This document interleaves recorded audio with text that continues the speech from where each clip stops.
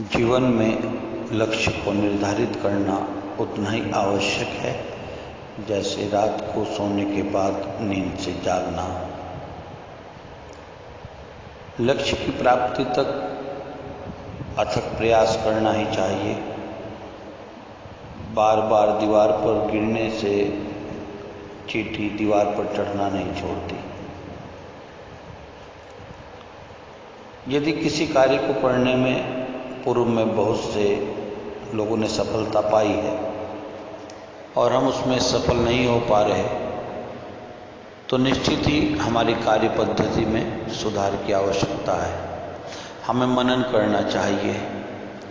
जिस पल हम सोच लेते हैं कि हम जो कर रहे हैं उसका वही तरीका है और वही ठीक है, प्रकारांतर से हमारा असफल होना धीरे धीरे तय होने लगता है। मंजिल मत छोड़िए, मार्ग बदलने में गुरेज मत कीजिए। मार्ग सत का हो, असत का ना हो। आपके पैरों तले कोई कुचला ना चाहे, किसी को आपसे हानि ना हो। हाँ, आप दौड़ रहे हैं, आपके साथ आपके आगे बहुत लोग दौड़ रहे हैं, उनसे निकलना ही होगा,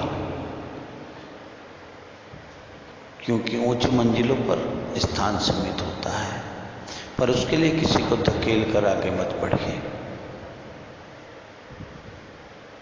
इसके लिए सबसे अच्छा यह है कि आप अपनी जब मंजिल को, अपने उद्देश्य को तय करें तो प्रतिदिन सुबह उठकर भी कुछ तय करें कि आज दिन भर में मुझे अमुक कार्य करना है, अमुक लोगों से मिलना है।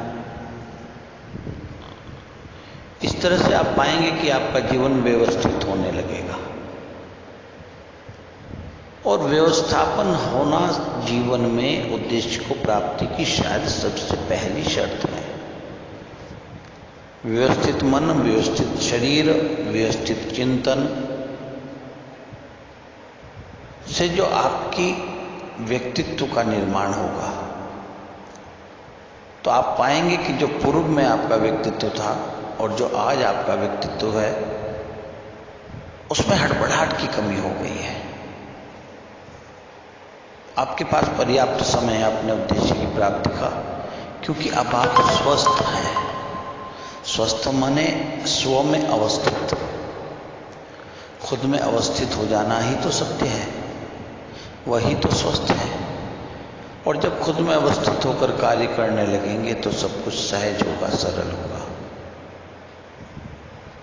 उद्देश्य बनाइए, सदुद्देश्य बनाइए। वह उद्देश्य बनाइए जिनसे आप ऊर्जा को प्राप्त करें, ताकत को प्राप्त करें। और इस ताकत को प्राप्त करने के बाद कोशिश कीजिए कि इसको औरों के हित में भी लगाएं। केवल अपने लिए प्राप्त किया गया कोई भी उद्देश्य चिरस्थायी नहीं होता। सेवा कीजिए, सेवा कीजिए कि दुआएं मिलेंगी। सेवा कीजिए कि आप और शक्तिशाली होंगे। सेवा कीजिए कि आपका कर्माशय सद्फलों से भर जाएगा। सेवा कीजिए कि आप आने वाले वर्षों वर्षों तक खुश रहेंगे। बस निरर्थक जीवन जीना त्याग दीजिए। उद्देश्य बनाएं, छोटे छोटे उद्देश्य लें, बहुत बड़ा उद्देश्य लें, परवाह नहीं। पर जब उद्देश्य बना लें तो अडिग होकर उसकी तरफ चल पड़े, फिर विचलित ना हो। असफलता मिले कि सफलता मिले, आपको चलते जाना है निरंतर। और तब प्रभु अपने आप कृपा करेंगे, क्योंकि जो अपनी कार्य को करने में पूरी तरह से स्वयं को समर्पित कर देते हैं तो प्रभु वहाँ स्वयं ही आ खड़े होते हैं, क्योंकि प्रभु तो समर्पण में बसते हैं।